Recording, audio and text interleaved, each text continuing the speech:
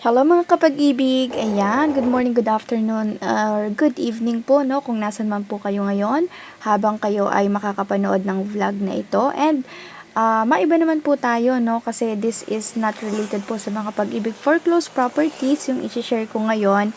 Dahil ito po ay tungkol sa naging bakasyon namin bago matapos ang taong 2025. So, dahil kami po ay nagpunta sa may probinsya ng Aurora at nagstay kami sa isang abot kayang beach resort doon sa Baler.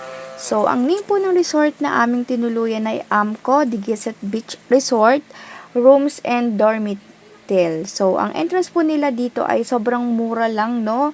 50 pesos po sa mga adult and 30 pesos naman po sa mga bata. Pero, yung mga baby po ay mga libre pa. So, between, no, 3 below is libre siya. Tapos, ang rent po pala ng cottage nila dito ay 1,000. Parang halos 24 hours na po yun na nagstay kami. Nung time na nagpunta kami, ang ginawa namin ay cottage lang ang nirent namin at nagdala kami ng tent. Pero no, yung tent po, meron din po yung bayad kasi napansin po din namin na usually lahat ng mga pumupunta or namamasyal doon, hindi na sila nag-a-avail ng cottage kasi marami silang, may mga dala sila, no? Sa bawat pamilya, hindi lang isa na tent, ganyan. So, kung ilan yung nasasakop ng family nila, yung ibang mga family size pa yung tent nila. So, ang ginagawa nila, yun na yung mismong tinutulugan nila. Kasi kung sa cottage nga naman, magre-rent ka, mag-overnight ka, sobrang malamig. So, sobrang malamig yung nung nagstay kami talaga, kung doon ka mismo sa cottage. Kasi walang halos balot. Tapos, 'di ba yung katabi mo lang yung dagat eh. So, ang system niyan, high tide. So, mas malamig siya. So, usually, yung mga iba, 10 talaga yung dinadala nila. Tapos, mas prefer nila na magbayad na lang ng 300 pesos. Para, yun na yung matutulog sila. So, okay din na nakapamasyal no doon kasi mahilig din magpunta sa mga beach ganyan. So ito kasi first time namin na napunta bandang dito sa north kasi usually sa south kami. Ayan. Tapos, yun nga, dahil maraming mga pumupunta dito and nasabi na maganda nga na mamasyal dito, itinry na rin namin. So, naging masaya naman yung adventure namin, no, dito bandang south. Tapos, parang naisipan nga din namin na parang medyo dalasan kasi yun nga, sa north area, hindi kami masyado nagagagala eh. Pero, yun na, hindi to sponsored mga kapag-ibig, no? Sariling gastos namin. So, very nice lang talaga din yung lugar. Tapos, napakaganda nung dagat, nung view. Medyo, as ako, no, sa probinsya namin, kasi, sobrang mahilig din ako sa mga green nature, mga ganyan. So, parang nakaka-refresh talaga kapag minsan pupunta ka sa sa mga gantong mga lugar. So, ayan.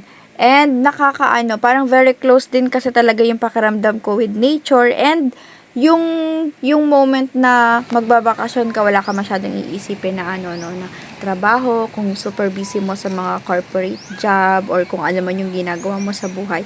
So, parang okay na magpasyal-pasyal tayo, no, once in a while. Ayan. Tapos, yung daanan pala dito, no, siya, pababa, parang ganun pababa, pataas, zigzag, ganun.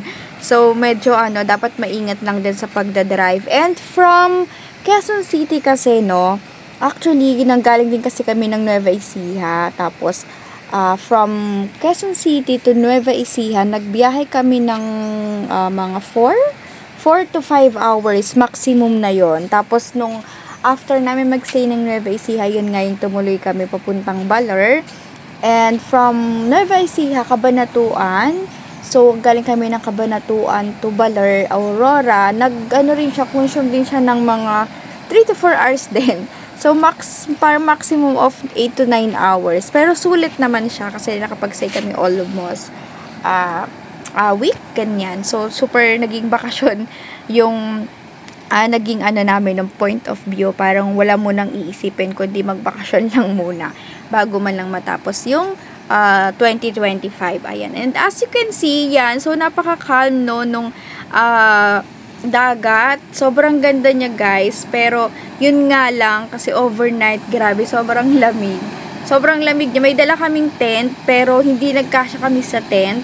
So ang nangyari doon sa cottage, doon lang din kami nagstay kasi ako, hindi rin naman ako masyado nakatulog and naisipan ko nga rin na sa sasakyan matulog pero ayun, hindi ko na lang din tinuloy kasi parang mas presko talaga kung kung doon ka lang sa may tabi ng dagat. So sobrang lamig lang din talaga guys. Pero kung gusto nyo, no, kung mahilig din kayo mag-adventure sa mga beach, mga ganyan, pwede nyo puntahan siya kung gusto nyo.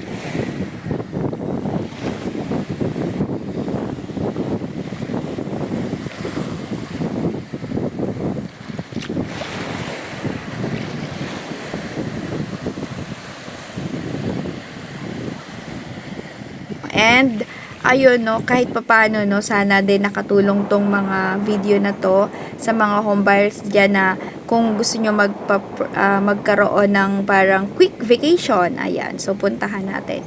And isa pa, yung yung beach na to, siya, okay na okay din siya, kumbaga kung south, mga banda kasi no, marami rin naman sa south area. Pero lagpas syempre na yung mga Batangas, Laguna kasi very na yun, common na yung mga ganun na pinupuntahan. Kasi kami, ako no, pag pumunta ako sa province namin which is Bicol, ang dami doon, Calagwas, start dyan sa Sorsogon.